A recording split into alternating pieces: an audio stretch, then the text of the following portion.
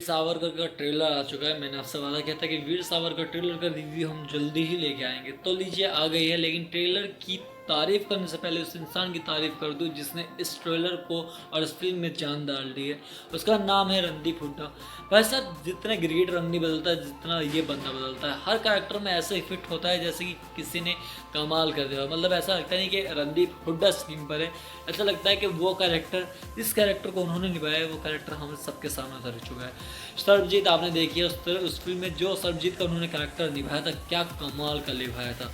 फिर बागी 2 में जिस लेवल का उन्होंने जो कॉम्बो ऑफ दिया था वो कमाल का, और वीर सावरकर में उन्होंने जो सावरकर की भूमिका निभाई है वो कमाल की है।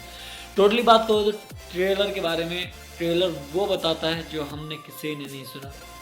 देखो, फिल्म की कहानी आधारित किस पे हमें बताने की जरूरत नहीं है। वीर सावरकर एक सेनानी थे जो हिंदुस्तान को आज़ाद कराने में हिस्सा लिया था। उनकी कहानी है जिसको कैरेक्टर निभा रहे हैं अपने रणदीप हुड्डा साहब।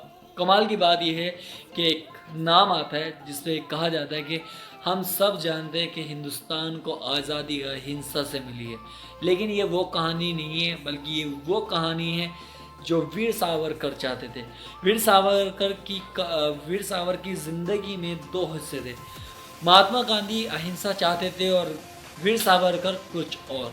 यानी कुछ और से मतलब ये नहीं था कि हिस्सा करना चाहते, बल्कि वो चाहते थे कि अंग्रेजों को दौड़ा कर भगाया जाए, जबकि महात्मा गांधी चाहते थे कि वो बहुत शांति अहिंसा के पूर्वक हंस देश से जाए। खेल कमाल का है। देखो, ट्रेलर में जितना कुछ दिखाया गया है वो कमाल का है। टोटली बात कहें तो वीर सावरकर की सोच बहुत अलग थी, बहुत ज़्यादा अलग, शायद इतनी अलग कि उस फ्रीडम में आप उनको फिट इग्नोर नहीं मार सकते।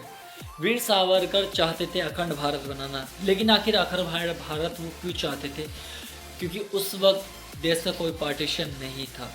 लेकिन कमाल की बात यह है कि उस बायोग्राफी में वो सब दिखाया जाएगा 1947 से जो सब हिंदुस्तान में हुआ और वीर सावरकर की सोच क्या थी।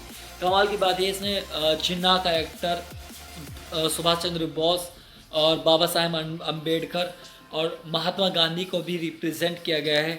इन सब की बॉन्डिंग कैसी थी, और वीर सावरकर का जब अंत हुआ था, यानी कि उनकी शहादत हुई थी फॉर जो काला पानी की सज़ा बोली जाती है, वहाँ पर जो जेल में रहते, और उन्होंने एक समुदाय, एक कैरेक्टर ऐसा वक्त आया था जब उन्होंने भूख हड़ताल की थी अंग्रेज़ों के खिलाफ, और वो कुछ ऐसे इंसानों को ढूंढ रहे थे जो इन सबको धक्के मारकर बाहर निकाल सके, यानी कि अंग्रेज़ों को। ये भी बताया गया है कि इस हिंदुस्तान को आज़ादी किसी एक इंसान की वजह से नहीं मिली, बल्कि हिंदू, मुस्लिम, सिख, ईसाई ने मिलकर ये जंग लड़ी, तब जाकर ये देश आज़ाद हुआ था। इस देश को बचाने के लिए, आज़ाद कराने के लिए ना जाने कितने खून बहा गए, कितनी शहादत दी गई है हिंदुस्तान के हर प्रवासियों के लिए। और वीर सावरकर का जो कैरेक्टर था, वीर सावरकर की जो सोच थी, वही इस फिल्म में रिप्रेजेंट होने वाली है। टोटली ट्रेलर देखकर अच्छा लग रहा है। ज़्यादा कुछ कहूँगा नहीं, क्योंकि ये जब तक फिल्म नहीं देख पाएंगे तब तक हम नहीं बता सकते।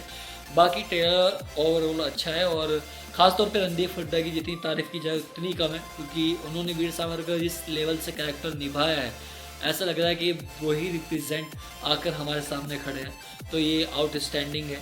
तो आपने ट्रेलर नहीं देखा तो एक बार जाकर देख लो, और मुझे बताएं कमेंट्स में कि आपको ट्रेलर कैसा लगा, और अगर देख रहे तो प्लीज़ कमेंट्स में ज़रूर बताएं कि आपको ट्रेलर कैसा लगा। बाकी मैं मिलूंगा जल्दी। और अगर तुम लोग नए हो तो सब्सक्राइब करो, वो जो लाल वाला बटन है उस पर फूट फेंक के मारो या फिर मोमबत्ती, मुझे नहीं पता, बस क्लिक हो जाना चाहिए।